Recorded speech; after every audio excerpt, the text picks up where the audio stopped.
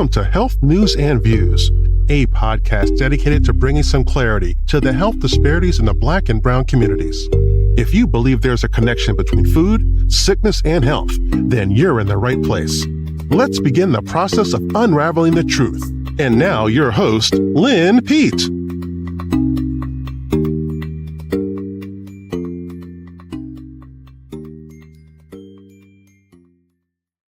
Well, greetings and welcome back to another episode of Health News and Views, Food, the Final Frontier, where we explore the science, the stories, and the straight talk truth behind the foods we love and the bodies we live in. This episode, we'll be discussing the ever-present but often overlooked process of how we age. Yes, that includes you. There is an ongoing debate among scientists and lay people about the progressive decline of aging or can we say excessive deaths? What exactly is that? Well, I first heard about this nearly 2 years ago from a doctor in the UK, and he was discussing how there seems to be an excessive death rate. So we decided in this episode to identify what are the normal patterns of aging for people 40, 50, or 60 years old so that we can avoid being a statistic on excessive death. But first, our disclaimer that the subject matter provided in this podcast or any of our other published documents is for informational purposes only. Food, the Final Frontier, and our partner, Health News and Views, we do not attempt to treat, diagnose, or cure any disease or condition. Always check with your healthcare provider before making any lifestyle, dietary, or prescription drug changes. And now, let's dive into a topic that everybody can relate to, and that's your aging body. Because somewhere after 40, 50, and definitely by 60, your body starts sending you gentle reminders like, yes, I'm still here, but we need to do some things a little differently now. Have you ever asked yourself this question? Why can't I eat ice cream like I used to? And why does the gym hurt more than it helps? And why can't I lose weight like I did back in my 20s? Well, if you've asked any of those questions, then today's episode is just for you. What are the changes after 40 that we can look forward to? And let's start with the 40s decades because of the subtle but more important shifts. Here's what happens. Your metabolism is going to slow down. You don't move as fast as you used to. About 3 to 5% every decade is what the statistics say. And not because you're doing anything wrong, but because muscle mass naturally decreases about 1% every year after age 40. Less muscle, slower burn rate, which means easier weight gain. Got that? Good. Hormones, they begin to whisper. For women, it's perimenopause. For men, testosterone declines roughly about 1% per year. And this affects energy, it affects your sleep quality, abdominal fat, and even your recovery time in the gym. Enzyme production, that drops too. This is particularly why foods that were best friends with you at 20 become your enemies at 40. Like that ice cream we talked about. At 12 years old, your lactase enzymes, responsible for breaking down milk sugar, was at its peak. But at 42, not so much. More than 65% of adults, that lactase production, it drops significantly. What does that mean? Gas, bloating, cramps, mucus production, dairy-related inflammation, not because you got old, but because your genetic design shifts enzyme production as you age. And stress hits differently. Cortisol stays elevated longer, which means belly fat becomes easier to gain and harder to lose. And what changes happen after 50? Well, welcome to the 50s, the decade of noticeable transformation. Muscle loss accelerates. Now we're talking sarcopenia, which is age-related muscle loss increasing by at least 1 to 5%, 1 to 1.5% per year. Balance and reflexes change too. Tiny nerves called proprioceptors begin to slow, and this affects your coordination, your quick turns, stability, which is why more people over 50 fall while doing everyday activities. You think it's at 50, but you get a little older than that. Your digestion will slow down. Not just the enzymes, which break up fat and proteins and milk products. Your entire GI tract, that's your gastrointestinal tract, will slow down too. Which means what? More constipation, slower food transit, reduced stomach acid. Yes, that's low acid, not high acid. Menopause and andropause. For those of you who have not heard of andropause, it is known as a male menopause, and it's a condition that results from the gradual decline of testosterone in men as they age, typically starting in their 40s. And this can cause a range of physical, sexual, and emotional symptoms for men, including a low sex drive, fatigue and loss of muscle mass, and depression and irritability and difficulty achieving erections. Okay, so we thought it was just women, right? No, it's not. What does this affect? If all of those things that I just mentioned just happen, that muscle mass, depression, irritability, and difficulty, well, it affects mood, yes, and weight distribution, and sleep patterns, and salt and carb sensitivity, and joint inflammation, and new lactose intolerance or gluten sensitivity may appear, and your immune system changes and reacts to food proteins.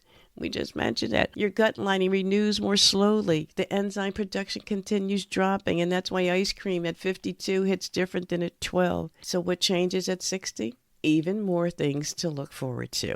This is the decade of preservation and protection.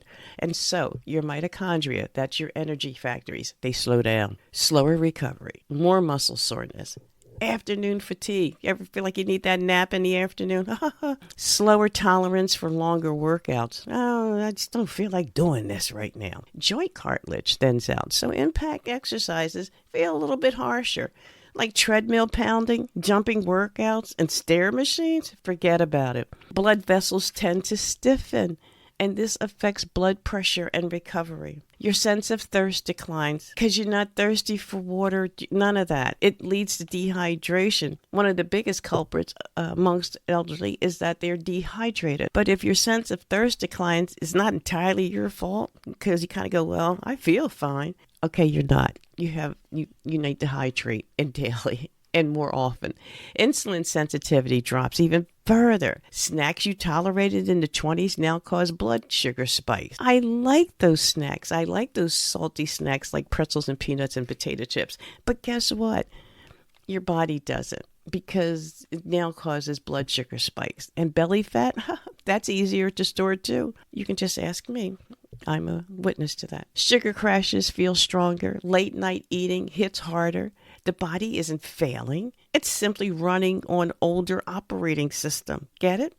So what about your gym membership?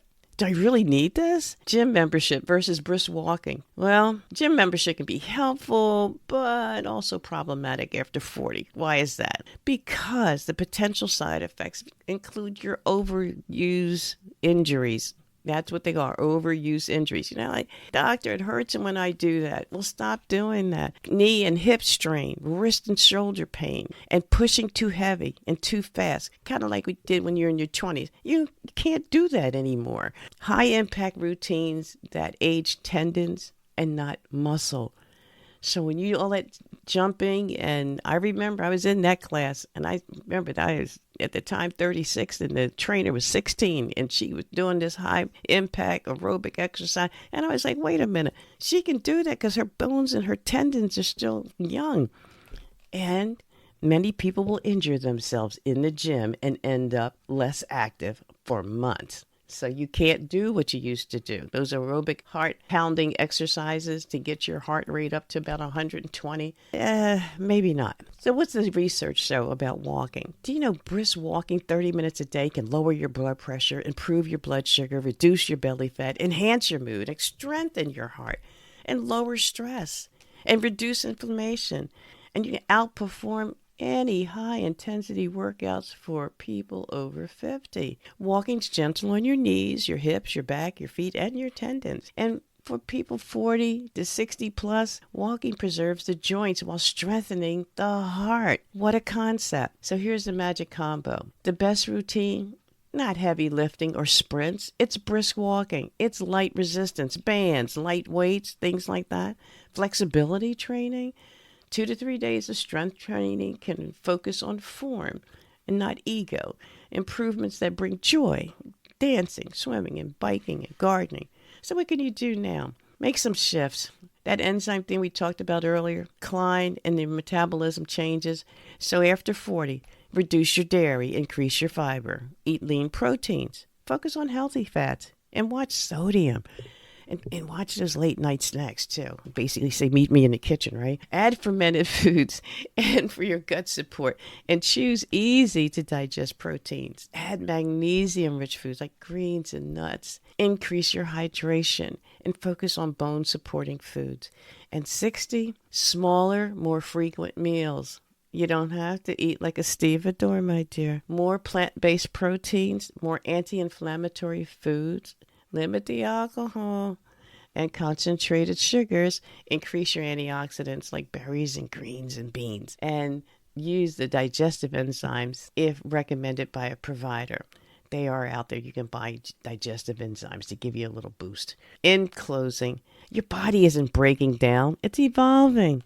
And when you understand the changes, you can nourish, protect, and celebrate your body at 40, 50, at 60, and beyond. Well, thank you for stopping by to Health News and Views, Food, the Final Frontier. It's always a pleasure to have you. If today's episode resonated with you, share it with someone that you love.